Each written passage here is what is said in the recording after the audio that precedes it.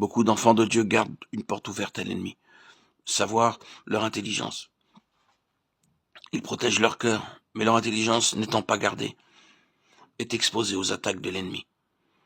Ils permettent à leur entendement de demeurer passif et ouvert à tout ce que l'ennemi leur envoie.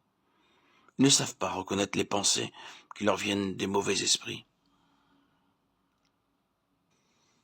Les pensées désobligeantes, l'esprit de critique et de jugement viennent des esprits malins et ne sont pas vôtres, si du moins ils ne viennent pas de votre cœur et d'un choix délibéré de votre volonté. Les choses mauvaises qui entrent dans vos pensées ne sont pas vôtres, si vous reconnaissez leur origine et que vous leur en refusez l'entrée. Gardez-vous d'une intelligence passive. Si vos facultés sont là, inutilisées, l'ennemi gagnera bien des victoires. Dieu vivifiera vos facultés, vous fera penser, raisonner et vous montrera ce qu'il veut que vous fassiez. Il faut que vous lui disiez de tout votre cœur, « Seigneur, fais-moi reconnaître toute pensée, toute parole, toute suggestion qui m'est envoyée par les émissaires de Satan. Faites ceci et dès l'instant où vous les reconnaissez, fermez-leur la porte. Prenez le casque et prenez l'épée. Quand l'intelligence est protégée par le casque, alors vous pouvez vous servir de l'épée de l'esprit pour vous frayer un chemin à travers l'oppression de l'air. Ensuite, il faut vous servir du bouclier, prendre le bouclier pour éteindre les dards enflammés. N'essayez pas de mettre le casque sur la tête, s'il y a encore des dards enflammés dans votre intelligence. Combien de dards enflammés avez-vous laissé entrer? Il est écrit, les dards enflammés du malin. Ils sont forgés en enfer et ont à leur extrémité une petite étincelle de feu venant de l'abîme qui enflamme l'intelligence et la rend incapable de recevoir la vérité.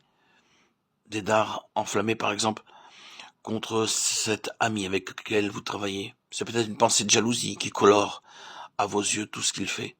Voilà ce qui arrive parmi les enfants de Dieu. Satan a lancé une avalanche de ces dards enflammés au milieu des âmes, les plus avancées des enfants de Dieu. Et ils n'ont pas levé le bouclier de la foi contre ces dards. Ils leur ont permis de pénétrer dans leur âme et d'y faire des ravages. Vous verrez que souvent l'intelligence a été comme enflammée par un feu ne venant pas de Dieu. Vous pouvez reconnaître ce feu quand vous voyez les visages rougir, les corps s'agiter lorsqu'on aborde certains sujets. Cette grande vérité n'est-elle pas celle dont l'Église a besoin en ce moment? Il s'agit de prendre le bouclier de la foi pour arrêter ces traits du malin et de manier l'épée de l'esprit pour frayer le chemin. Ce qui signifie une résistance calme, profonde, tenace contre l'ennemi et une possession ferme et continuelle de la victoire de Christ. Contre une attaque de l'ennemi, vous êtes-vous jamais servi de ce texte? Le Fils de Dieu a été manifesté pour détruire les œuvres du diable. 1 Jean 3,8. Non pas que vous ayez paru pour les détruire, mais Christ a paru, a été manifesté pour détruire les œuvres du diable. La bataille a été livrée et gagnée par lui. Et ce qu'il attend de vous, c'est simplement que vous serviez de sa victoire.